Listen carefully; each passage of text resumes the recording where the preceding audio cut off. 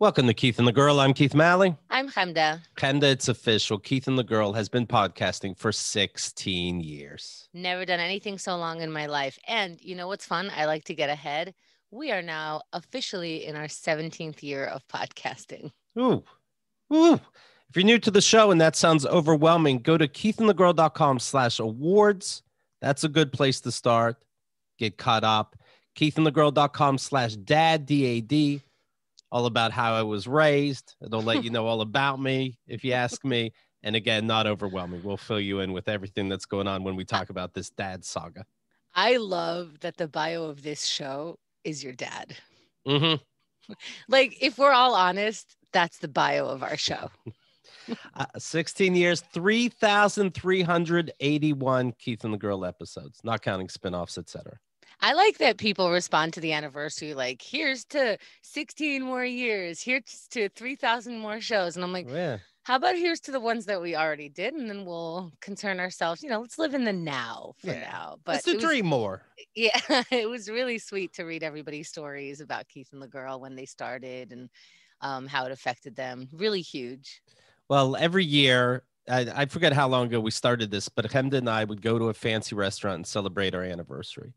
And it feels very important because I'm not one of these people, at least I haven't been before OMAC Club, but these people that sit down and, hey, what am I, grateful for? And I feel like we were raised, it's almost bragging. And yes, that's right? a big part of it. Yes.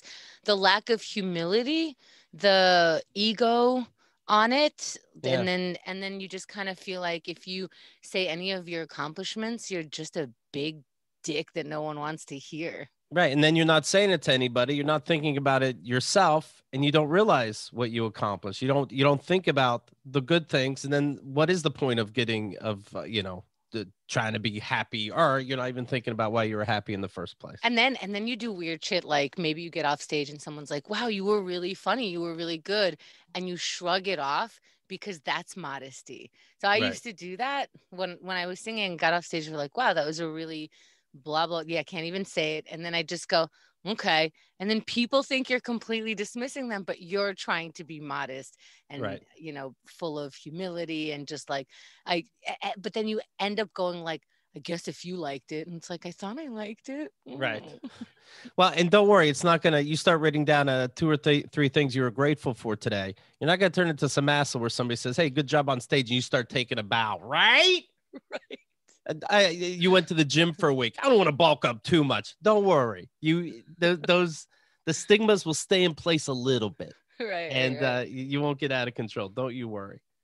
But it is fun to get together with Chemda and be reminded Keith and the Girl is the most prolific podcast of all time. Woot, woot. Suck on that, parents. No That's more right. modesty. We did it. That's right. So I would love going out to dinner with Chemda, but there is a pandemic. It seems by the news, a lot of people don't know that. But there is, and Chemda and I had decided to do it digital, do it virtual. And so we still found a nice steakhouse, one that delivers, and then plated it in our separate homes and ate through Zoom. I was really prepared to make it a whole deal. I cleared the 2 tables I have in the tent outside, and, I knew I would get like a lot of food that I would want to go back for second plates.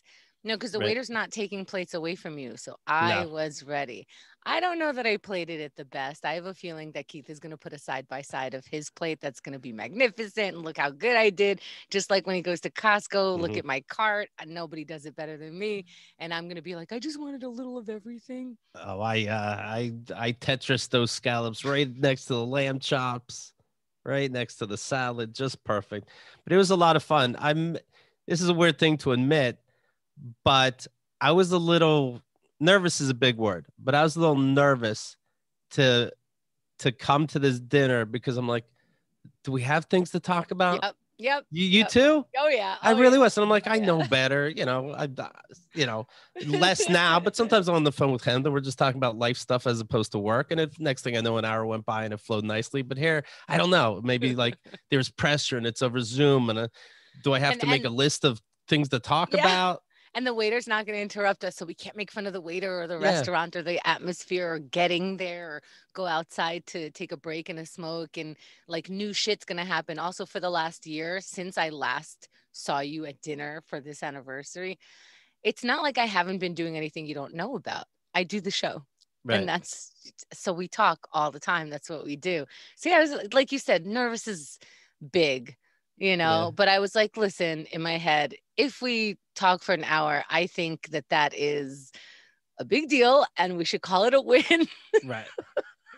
We So lasted 3 hours. We did good. It seems we like talking to each other. what the hell do we have new to say?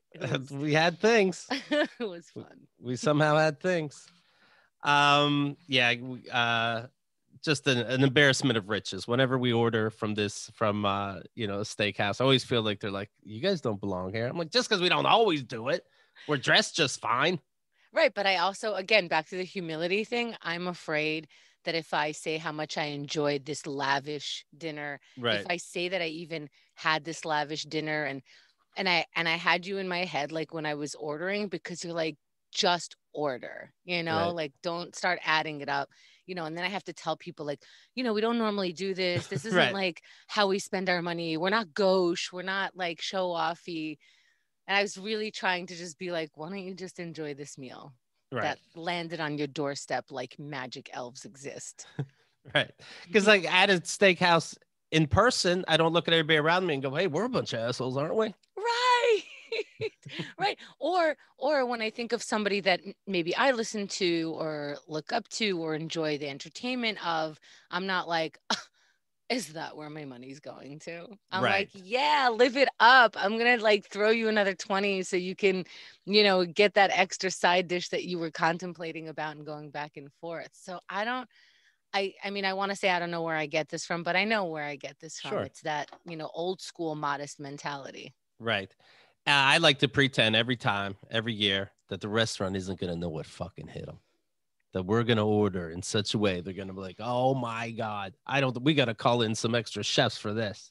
Meanwhile, we're probably the lowest bill in that whole room. Right. Yes. Because we're not drinking, neither one of us. Right. And so we got an extra couple appetizers more than the one next Right. to us.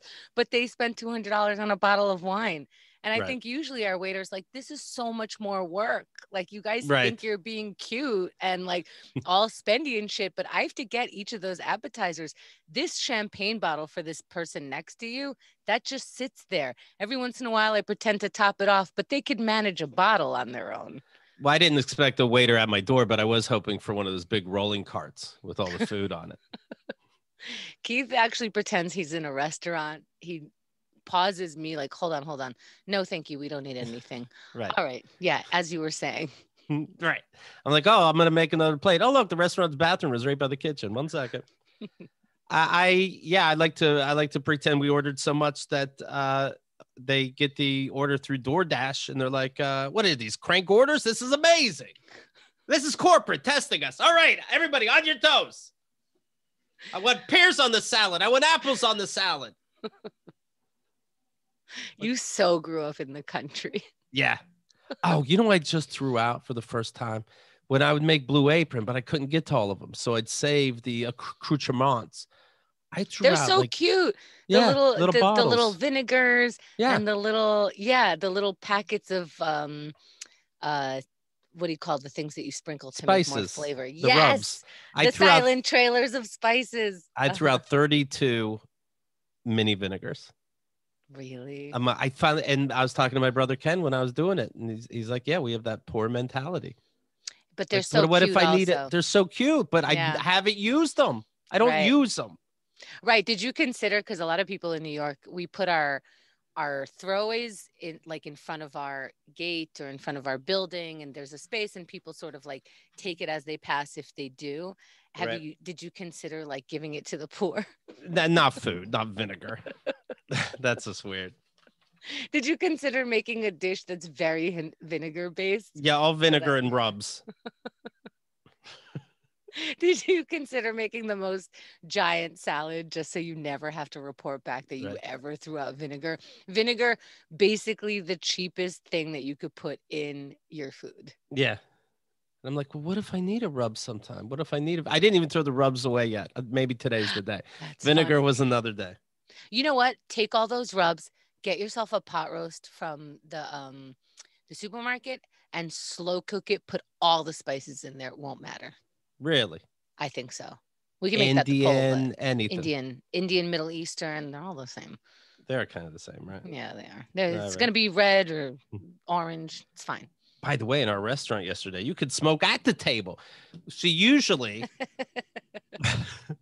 we don't fit in the way that between courses, sometimes Chemda and I go outside, smoke weed, come back.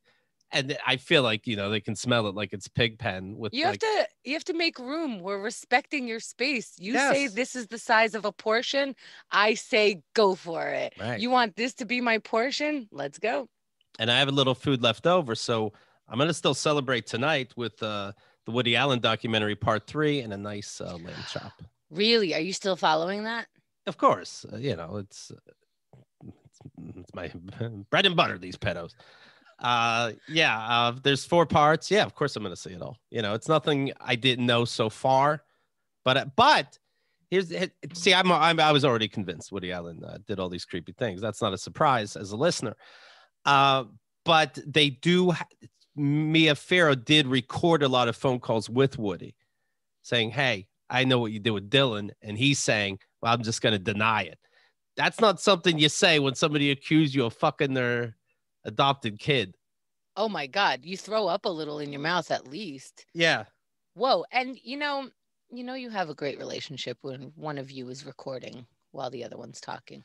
I mean, right. I guess that's what we're doing now, but well, I think it was whenever she saw the pictures of an underage Sunyi that she started recording things. And so you hear him on the other end and it's damning. Is this part 3 or is this a part that you already saw? That was part 1 and 2 that I saw. And so I know I could tell by people's comments that there's more tapes. Yikes. This person, Colin, says, I can't stop thinking about Woody Allen saying he's not a child molester, but that he's had plenty of opportunities. I guess this is in part 3. Oh, what the fuck? No normal person talks like that. But then also think about it. We all have opportunities. Children are stupid. They'll do what you say. Opportunities. Ew, you think you made something happen? Ugh. And don't forget, Woody with Sunyi has 2 adopted daughters now.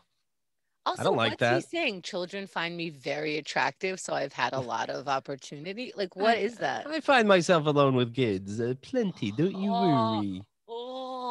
Hasn't crossed my mind. I'm a writer. I think of everything. Oh, no. Disgusting. And that will be my my second celebration tonight, watching this creep hopefully go down finally. But last night during our dinner, close to the end, Chemda, started reminiscing and I don't know if you saw the look on my face, but it was so fun to me, just reminiscing over the things we did. Our trips to England, Keith and the girl visiting Israel, Toronto, Cozumel, Mexico, the Keith and the girl cruise, the tour, the 10-day, 10-city tour, my autobiography. Speaking of my dad, the Great American Novel. That was all this stuff was in the last 16 years. Our relationship book, the podcasting book, How to Podcast, the Ultimate Podcasting Guide, the awards, the Podcasting Hall of Fame, the Village Voice cover, right? Julie Seabaugh, one of the greatest things. I know, it's about us, but I don't read much. And I'm reading this. I'm like, this is so well written, right? Time Out New York cover, New York Times, Business Week, Wall Street Journal, Cosmo, Glamour, and the actual magazines I'm talking about, where it counts. No offense to anything else.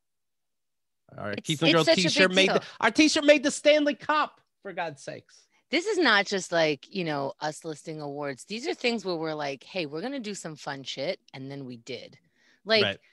Hey, how about let's do a marathon? Now it's just a regular thing that people are like, oh yeah, the marathon's coming because it's January. I'm like, no, that's a big deal. We have to remember that that's a big deal every year, before and after. It's a big deal to do that. It's not just a thing that is required, and it's not a thing that anybody else does. We decided this was fun. We decide this is part of what we do, and then we're doing it. Yeah. I'm looking on my bookshelf right now. I see at least 7 books that were in other people's books that were mentioned in one way or the other. It's 16 stand-up albums, Yeah. and you guys always make those number one. And then, of course, the stand-up, my yearly stand-up show had to stop.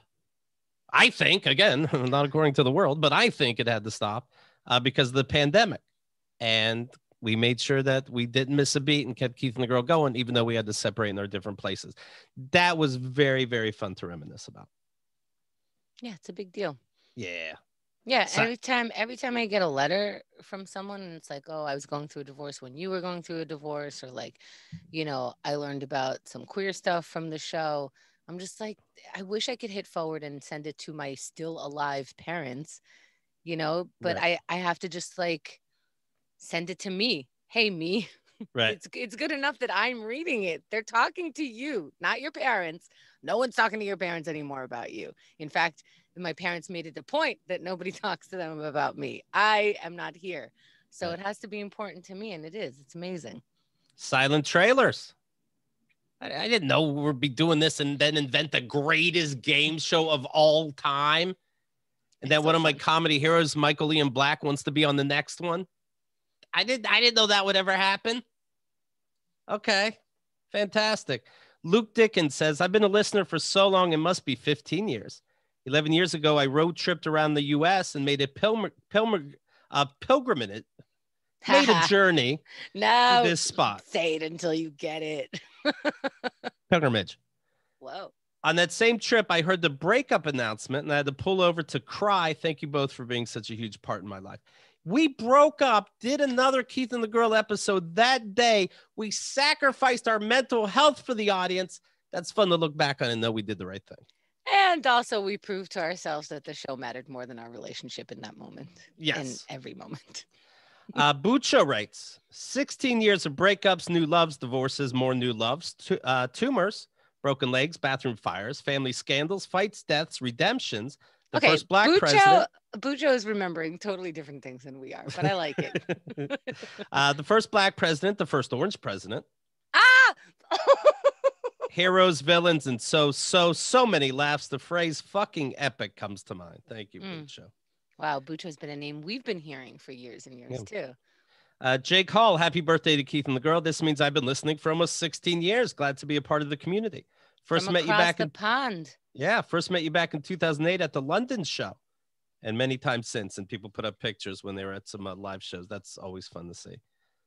Pam Squiggle says, a pretty terrible digital comedy radio station here in Australia used to play Keith and the Girl. I started listening then before I even knew what a podcast was. Congratulations. So this is exciting because we get to have you as a listener, and then this radio station gets the stolen ad revenue. So it's win-win for everybody. And that's always a fun story to read.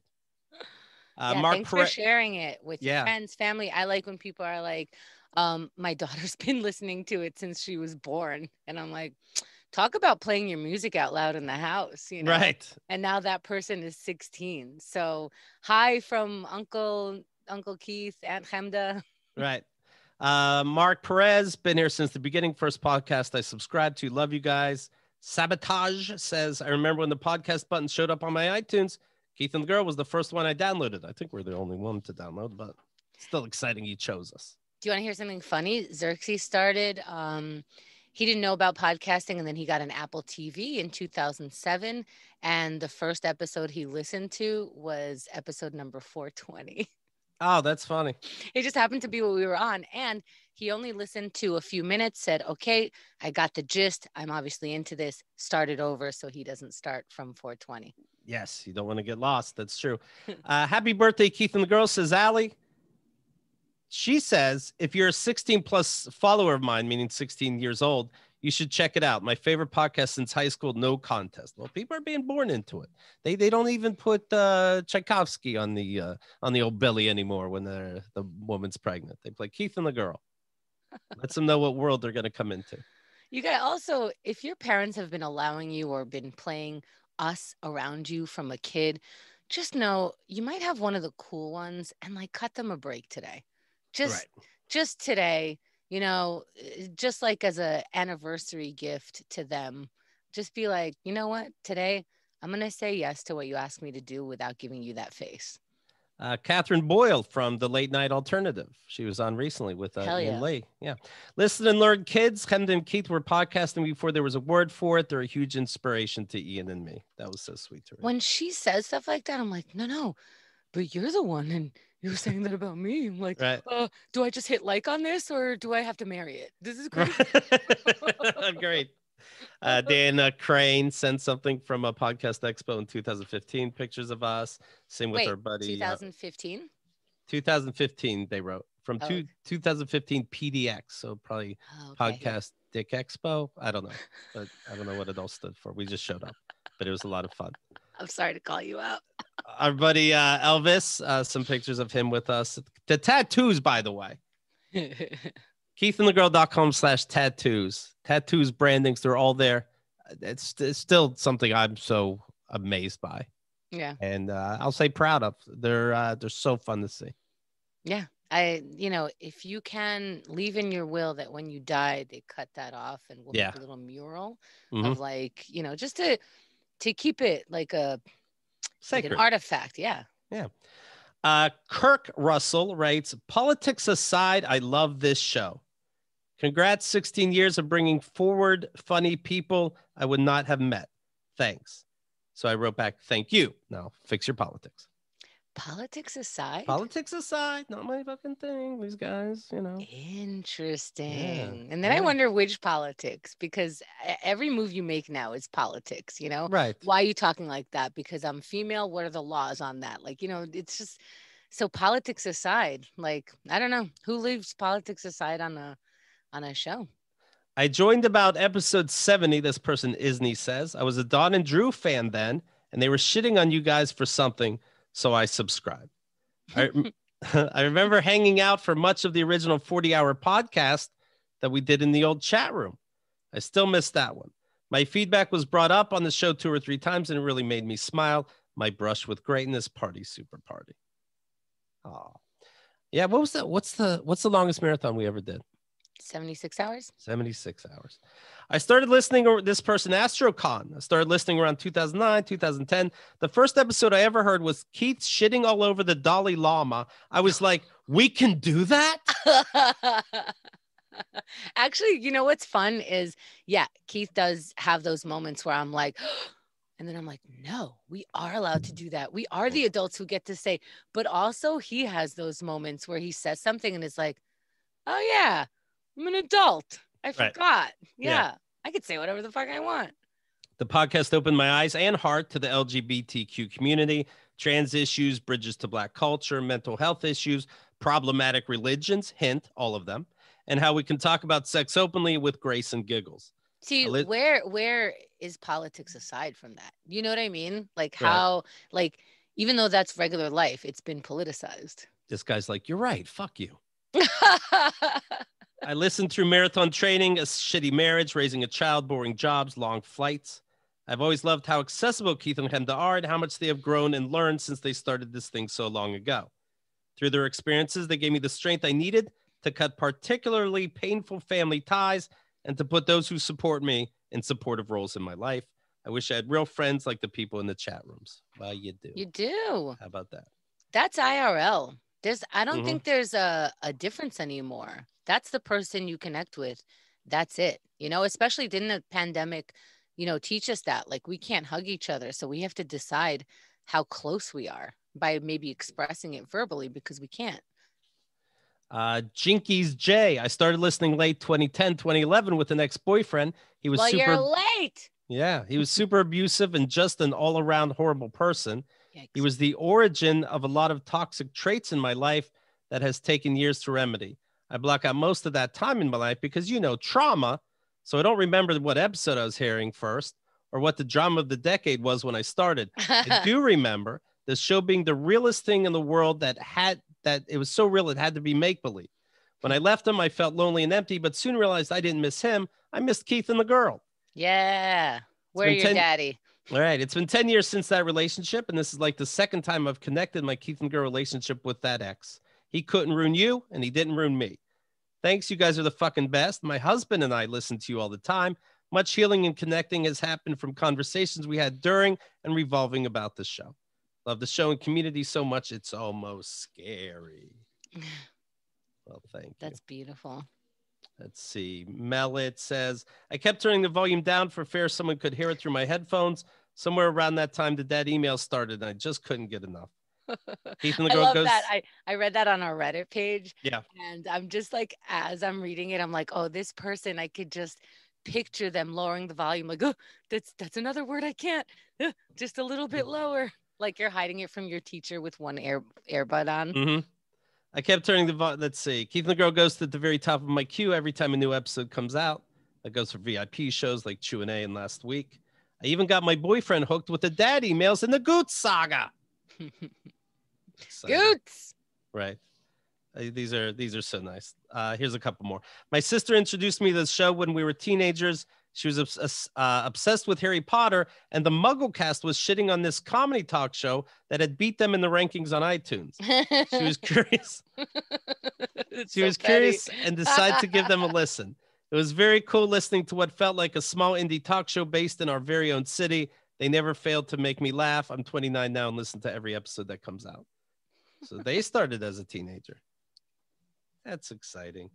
Here's one about let's see, Piskian one, I believe. I listened to a couple Don and Drew shows and fell in love with podcasts. They were a bit vanilla and boring, Don and Drew, so I went looking for something else. Keith and the girl looked interesting, so I tried an episode. My first episode was number 6, Jeff the Jerkoff. What a way in. Oh my God. I've been enjoying the rants ever since. If you've never heard Jeff the Jerkoff, number 6, it's a must listen. It's Keith tuning up in preparation for the next 16 years. Basically, I think it was your first major rant. And I was like, are people going to enjoy you just like yelling at this one guy? And it turns out that's the greatest. Because it's never just one. You know what I mean? Yeah, but it's basically week 1 that happened. Right. Absolutely. Yeah, that's I love the letters. I love you for listening. I love you for spreading the word, and thanks for being on this journey, and congrats to everybody. There, I said it. That's how this thing works. Here's a letter from Empathy for All, and she says, Keith, you and that cat of Kyle's. So I was watching Kyle's cat. Oh, right. The cat always comes up to me, tries to get me to pet it. And then walks away like a cat. And the other day, I had a soda on the table. The cat's across the room on the couch. The soda fell on the floor. It's 1 liter, full, made a lot of noise. Didn't spray out or anything, but made a lot of noise.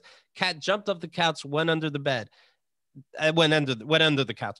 Then that whole day, hissing like a, and scratched my foot when I turned the corner. Empathy says the cat now associates you with the loud noise, Sprite bottle hitting the floor. If you want to retrain it, bring a can of tuna packed in water. Let the cat associate you with the sound of the can opener just before eating a spoonful of tuna. Put the spoon on the floor and back off. I would sooner cut the whiskers off a sleeping lion than be this asshole's bitch. Here is your spoon and here's... Get the fuck out. But I will tell you what happened. I was there this weekend. The cat acted like nothing happened. Really? You got lucky. More pets? Can you pet me again? Like, oh, hi. Look who's here. Look who's home. That's it. I'm back. This is what I see Kyle's kids do to Kyle all the time. Hi, Mom. I love you. Yeah, but let's talk about last night a little bit. What? Why? Now, I'm not. I tell the cat, I'm like, you're not tricking me. She's too late. She's in this deep. They're teenagers. But me, I'm like, I just met you, cat. I hope the kids can see you in your thought process like that. Mm-hmm. I'm on to you, cat. Yeah. Oh, boy. Mom's boyfriend is going nuts. The kids trick Mom, but you don't trick me. Once again, I have to start thinking about if I was a teenager and Mom started dating Keith Malley. It is just a trip to think about. That's my stepdad. You'd be lucky. You'd be fucking lucky. By the way, I subscribed the cat to BetterHelp. What do you think of that? Oh, I see. Okay. Yeah, you got to change yourself. BetterHelp, H-E-L-P. Chemda uses them. Professional counseling done securely online. Start communicating with somebody in under 48 hours. And again, Chemda is a fan. I am a huge fan. I'm a huge fan of talking to somebody outside of your circle that has like it has no repercussions. It's just kind of like you can throw up all over them, your feelings. And then Right. it doesn't come back to you. Maybe after you worked it out, that's not how you felt anyway. So why are you wasting your breath on people and making more mish kebab, right? Right. So I got to pick my counselor. And initially I had a couple sessions with someone.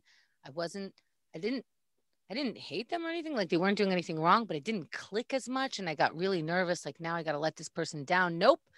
It's a button. I looked through a couple of other counselors and now I'm really happy with this guy that I've been seeing for weeks.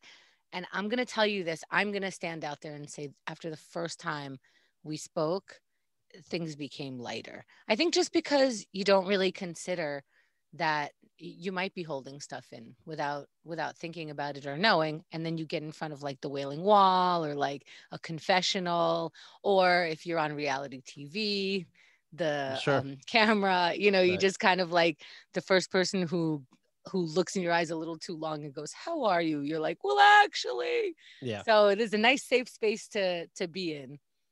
BetterHelp, HELP.com/KATG. That's where you want to go. 1 million people, over 1 million people have taken charge of their mental health with BetterHelp. So, something's going on for sure. Here's a special offer for you. Get 10% off your first month. 10% off. BetterHelp.com/KATG. All right. I'll tell you who might need it right now. The Duke and Duchess of Sussex. Oh boy. You see this? That No. I didn't see it, but I saw it's trending last Keith, night. I don't know. I'm always going to be a little behind on the royal family than you. I have to say, weird. It's one world. If you, true, but if you look at our 16 years of history, you are right on top of the royal family. It's fascinating stuff. So Oprah was I didn't see it, but I got the gist. Oprah's interviewing Meghan Markle and Harry, and talk about, hey, you're not going to work with you're starting your own life separate from this holy castle. It's only been a couple years.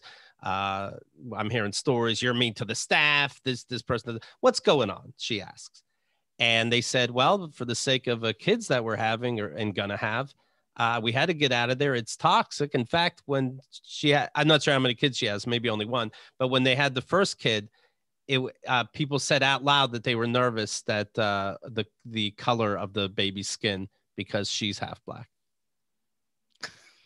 While she's having it? Yeah. Oh my God. This is what they told Oprah? Yeah. And then Oprah's like, understandably, what? Yeah, that's true. Harry said, I was a bit shocked by it. He says it was not shagadelic. And so she goes, wait, that was said? What? But that shocked her so much, this race, which I would assume I'd be like, oh, that's too bad. That makes sense, though. I didn't think about it, but you're a fucking kidding me. I didn't even see The Crown yet, but I got a feeling that's something they'd be nervous about. But Oprah was so shocked, she didn't even think to ask who's watching over Sussex during all this. She didn't even bring up that the Queen farts, blames it on the horses, and the guards have to murder the innocent horses. Just because this race thing was so shocking. But I guess I get it. Meghan also said her life as a British royal was so isolating that at one point she, quote, didn't want to be alive anymore. Now, I don't care. I'm not one of these people. Hey, you signed up, do what you do. Who gives a fuck? It's 2020 and it's 2021. Well, the 2020 is when they left. Oh, okay. And fuck the whole royal family. It's a joke. But since we're talking, what the fuck did you expect from that inbred house of horror? I guess, but it's like you won't have a life. You will sleep on diamonds. That's it. You go to a butter churning event in Sussex, you wave like you're Miss America, and then you go back to filet mignon. That's some people are that shallow that they can do that. How didn't you know that? But it turns out they don't have to. She does have options. She's had options, and so I think could it just be a turn of phrase, like you're just like, wow, this really is exactly as boring as I guess Every it's not a turn of movie, phrase. as TV, as every show, like there's not a documentary or 70 about the royal family. Maybe that's what training is to become a royal family. Like, just make sure that you are completely content with the most boring shit on earth and you're ready to marry one of ours. Princess Diana was in our lifetime. Her life and death was in our lifetime. You don't know what family you're joining? Okay. Unless, and I don't, again, who gives a shit? Good for them. Unless it was a trick. Mary, I get in here. Maybe it helps everybody. And then we get the fuck out with a couple million. That's a very weird heist, Keith. I don't know. Well, that's the only thing that makes sense to me, honestly. It's just a very weird plan for the money. But I do hope that when you die, a British person says a eulogy for you, because this is just next level shit. It's too bad you don't know where you're from, because maybe. See?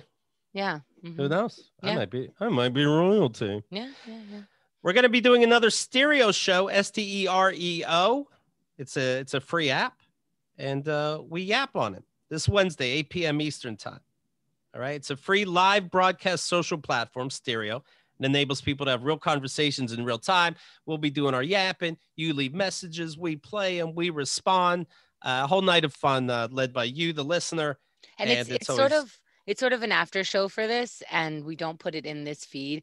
And people have said, for those of you who have been listening for a while, and even if you haven't, this is sort of Keith from back in the day, if you will. He responds very similarly, like very loosey-goosey. I wouldn't miss it. We're excited to offer you a new way to interact with us, so you'll join us, right, this Wednesday. Download the free Stereo app. Select us under Keith Malley or Chemda, so you can connect with us whenever we're live. Stay tuned for more details at the end. We'll remind you of this show. But stereo.com/Keith Malley to get started, or stereo.com/Chemda. Chemda also, you get to hear old shows on there too that we did. Shows is a loose term because it does feel loosey-goosey. It's a lot of fun. Chemda does one with Mike Kaplan, if you follow under her name. I did one with a racist that hates single mothers for half. They just pair you with people sometimes. Yeah. And that's what's crazy about it. So you can hear that under Keith Malley. All right. My thing with Mike was, I think I mentioned this before. He started an email back and forth with me. One of his like, hey, I'm thinking about you. Have you heard of this book or this philosopher or this show, whatever? We go back and forth. Now, his mother died within the last year. His grandmother, sorry, but they were very close. And so he talked to me about how he feels like he can still talk to her. And I'm like, this is the friendship I have. I'm like, that's all fine and good. And technically you can talk to her. Technically, you know what she would say back because you know her pretty well. But that's going to end soon, my friend, because she would have evolved. Now you're answering her from some old place. I wouldn't want you to do that to me. Meanwhile, the guy's just telling me his grandma died and he's just trying to like say hi to her in some whatever way, in his head that he knows. And he's not, actually seeing visions of her. And I'm like, buddy, let's get real. And then we went back and forth. And I'm like, hey, let's finish this on Stereo because it's long to write and I want it back and forth. He thought it was cool. I happened to set the date on a Thursday just because that worked well. He okayed it. We go live, and he's like, and I saw this earlier on social media that day, but we scheduled it like the week before or something. That was the 11-month anniversary of his grandmother's death. And I'm like, all right, let's go live and talk about how you could miss her all you want, but she's gone. Hi, Mike Kaplan. Thanks for being here. Well, the stars aligned because, if I'm not mistaken, the grandma could talk to him, right? Did she call in or was that me? That's right. This thing is interactive. Yeah. So go to stereo.com/Chemda or stereo.com/Keith Malley. We got to get Chemda's review on Coming to America. That was part of this weekend's festivities. Yes, it was. It was a big part of it. And I would like to start off with an apology. I wanted to give this a pass, and I ahead of time was like, look, no matter how shitty this is absolutely going to be, I am going to love watching it. I need to watch it. And I was wrong. I get that it's, I thought they would like pull on the bullshit from the past and just give us the phrases that we remember, which they did. but in a way that I thoroughly enjoyed. I think they did as good a job as you can do on a sequel that's this big, that's this anticipated, and like just in general. And there was some like super goofy shit, super goofy that I'm like, you know what then? This is a fucking goofy movie and I'm having a great time. Like when spoiler, when En Vogue came on, I'm like, ah, like Xerxes and I were in the tent watching this. We actually both screamed at the same time. Now he's not an En Vogue fan necessarily, you know, but you know, Salt and Pepper came on, and again, it's not like we're blasting this. I listen to En Vogue on a regular basis, but it was just like. But it's funny how that the dance things usually bother me in movies because they're forced. Like, why is Bridesmaids dancing with In Sync Reunited? But the Kingdom of Zamunda. Zamunda, please. Zamunda. Oh, sorry. Respect. Zamunda. Keith, this is a royal family. Remember how much you love those guys? Right. He stepped out just like the real royal family. Hello, this is straight from the headlines, Keith. Respect. But everybody always dances. All the shows are over the top, and I'm like, okay, so they, the actual palace paid for En Vogue to come over and sing, "What a king! What a king! What a king! What a mighty fine king!" It's so good. And then also with the dances, again, Coming to America, the first one, the dance in that wedding scene was, I can't think of another most amazing dance that has ever happened in a movie that's not a musical or whatever. They just had this dancing, the headdresses that they were moving their heads, it's just amazing. So obviously they were like, and it was forced, they were like, and now a dance, like, why are we dancing into this? And I'm like, yes, one of the dances. And Xerxes, I didn't say anything, but as soon as they started teeing up to dance, Xerxes looks at me and he goes, "This is for you." And I go, "I know, I love it. It is for me. It's gratuitous and I love it." Yeah, I was very surprised. 52% on Rotten Tomatoes. I liked it a lot. Leslie Jones was great. Jermaine Fowler was great. Wesley Snipes, fantastic, of course. You see where the movie's going. You're like, all right, you have the bad general, and you're like, I know who's going to fight the bad general. Duh. And I know what's going to happen to that person as a result. Duh. I know Jermaine Fowler's going to fall in love. I know who he's going to fall in love with first. Like in the first conversation with, like everything is super duper obvious. And you're like, I'm into it. These Joffers, they fall in love fast, don't they? Yeah. One date, they are in love. Yo, why is the answer marriage after like 5 minutes? But I know the beginning, I was laughing right away, and then another part that I like, the corny parts I didn't like, meaning when Jermaine would be like, "This isn't me. I don't belong here. I should be back in Queens." But then there were like 2 or 3 scenes of that. I'm like, you already had that conversation, all right? Yeah. They said a pithy line or a trite line, and you were fine. So don't say it again, and now you're fine. But you can be the king or the prince from Queens over here in Africa. Yeah, I will. The end. I'm like, okay, you seem to solve that. But then you had another breakdown later too. But that was solved also. But it's weird that they didn't go to Kings County this time, which is Brooklyn. Like there's definitely like a line that they want to keep, which is like, because nobody calls it Kings County here. Right. But that doesn't, stop you. Like you're a foreigner. You're like, I go to Kings County, and they're like, this is fucking Brooklyn, bitch. Whatever. Look, I just wrote their, third Coming to America. But when the king he knows he's going to die soon, so he wants to have a funeral while he's still alive. That whole thing was great. It's just great. I was surprised how pleased I was, and I was very happy that I knew Chemda was having a good time. Yeah, I wasn't sure if you would like it because it is goofy, right? But I don't know. It was everything it needed to be, I thought. Yeah. Yeah. So there you go. We mentioned the Golden Globes the other day. The Oscars will be on April 25th. We just had the Critics' Choice Awards. What? Yes. What do you mean? Of what? How many awards are there now? This is what they call award season, Chemda. So there's multiple awards. Right. They're always the same movies. Yes. Right. So it's good weather for an award. Right. Well, the red carpet. It's not too hot. It's not too cold. Wait, so what's this one? This is Critics' Choice Awards. That's not real. Not as popular. And it's for TV and movies, it looks like. What do you mean Critics' Choice Award? We're all critics. What do you mean? The people who have been critiquing it are now going to super critique it? It looks like just movies and specials is what I believe. Do No they just TV. No, there's TV. It's everything again. do they just add up all the stars of the critiques? You're right.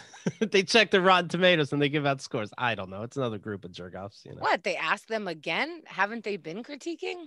Let's start a whole award ceremony. Right. Hey, by the way, speaking of Nomadland, which won huge in the Golden Globes, Weird. the production sound mixer killed himself before the Golden Globes came out, before all these accolades. Wait, are you I'm serious. Yeah. I'm not saying, I don't know if it's because he saw the movie or what, but yeah, something got to him. His dad happened to be a psychiatrist and found his body in his Queens apartment. God, that's awful. Yeah.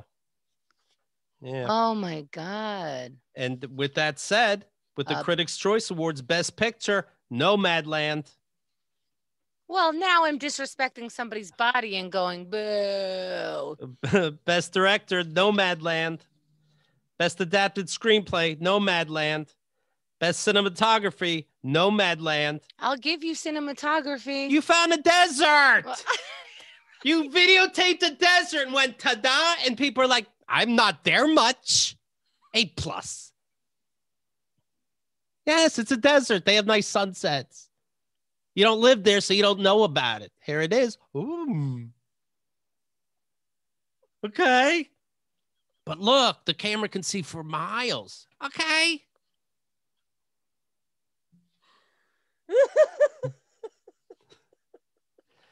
You're right. Yeah. Oh my God. I fell for it. I do like sunsets. Best Actress, Carey Mulligan from Promising Young Woman. Frances McDormand didn't win Best Actress again. It wins everything except for the one person it's about. And she was working with nothing. Yeah. She was, wow. Did she do something like be a nice person, like in the middle of Hollywood? I don't like it's, if you saw Nomadland, I kind of feel like it's real people she was talking to, and she just went out and they started filming something. That's the best they can do. I don't know. I don't know what happened. Maybe she bought everybody lunch because they seem, down on their luck. What? And they were allergic to whatever she was handing out? Is she the only person with a peanut butter sandwich? They said, thank you. They said, you bought me lunch. Thank you.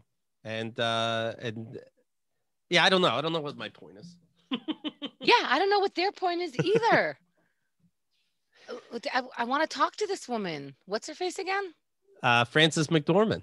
Miss Frances, you are a goddess in this thing. In fact, you're a god. Nope, you're a goddess. That's got to be higher now. We got to change the narrative. Mm-hmm. You are a goddess in this. I don't know why they're walking all over you. Did you just? But if she's not good, how is the movie good if she's not good? Like, she's good in the top 5, but if she doesn't win anything for this, how is the movie good? I don't get it. I don't get it. Sunset in the desert. There's a part in my brain that's just like fuzzy, like a TV before the channel clicks. Wow, I don't get it. Powerful movie. I don't get it. Hey, I guess art's supposed to make you angry. Well, it wins an award because it pissed me the fuck off. No, I do not agree with that. Art, if it makes you feel any emotion, it worked. No, because that's me already feeling that emotion. No. It made me break my TV. How come nobody can tell me why this movie's so good? And I didn't say this on the show yet. Last time we talked about it, I was only halfway through, and I was like, I don't think we have to finish this. And we did anyway, because you're just kind of like, fuck it. You don't want to like make decisions on a whole new thing to whatever. And you're just kind of like half watching it. And then it's a long time to seem to have passed. And we're like, you know what? Fuck it. Let's abandon it. We don't have to watch this till the end. And then the credits start. And we were like, what the fuck? Like, the credits could have happened at any moment in the movie. Any moment. Just any time. They should have put it on one of the sunsets as if it's coming from God. It didn't matter. Not pleased. It was done. Not pleased.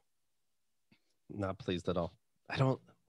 I think they don't watch this, do they? The critics are just like, hey, nothing happened here. It must be good. I guess we're deep if we get it. You wouldn't be able to write a book report on it because nothing happened.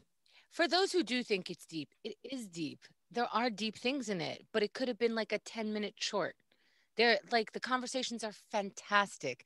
The story behind it is great, but the story is only about 5 to 10 minutes long.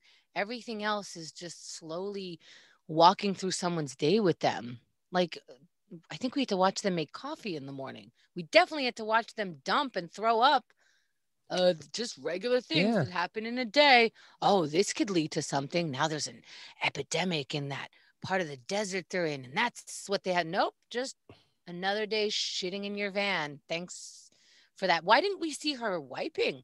That's when she would have won the award. She shat in the bucket, but then how did she clean up? She drew a line, and that was her biggest Yeah. mistake. Oh, this movie is ruining my celebration. Download the Stereo app. Engage with us again this Wednesday, 8 p.m. Eastern Time. Downloadable for free by Apple and Android users. You can, and then you'll leave messages. We'll play and we'll interact, etc. Go to stereo.com/Keith Malley or stereo.com/Chemda. Make sure you follow us both so you don't miss anything. And it lets you know, hey, the show's now. You can listen to these guys in bed. And It's we'll a be lot of fun. on this Wednesday, 8 p.m. Eastern. So make sure that you're around for the live show so that you can interact with us. That's it. All right, here we go. Year 17.